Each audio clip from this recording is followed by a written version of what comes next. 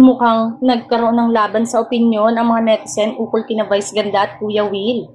Sa isang nakaraang live na episode, pinagalitan ni Kuya Will ang kanyang mga staff matapos na aksidenteng mapadaan ang isa sa mga ito sa harap ng kamera. Ang pangyayaring ito ay hindi nakaligtas sa atensyon ng mga netizen na agad na nagkumpara kay Kuya Will sa mga host ng isang noontime show, partikular na kay Vice Ganda.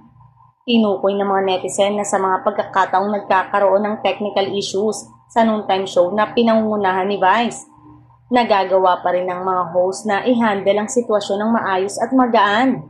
Sa isang viral na video, halimbawa, nagkaroon ng sitwasyon kung saan isang camera lamang ang gumagana. Ngunit, imbis na magalit, nagawa pang i-enjoy ni na Vice ang sitwasyon para sa kanilang audience.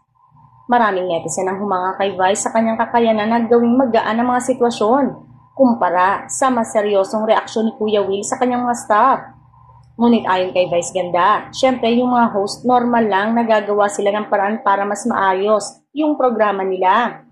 Iba-iba naman yon, depende sa sitwasyon. Hindi natin alam, ganun siya, ganito kami. Pero hindi rin namin pwedeng sisihin ang host kasi lahat naman tayo gusto lang magtrabaho. Lahat naman kami may ipinaglalaban. Lahat kami may ipinaglalabang programa. Lahat kami may ipinaglalabang audience na gustong pagsilbihan. Dagdag pa nito.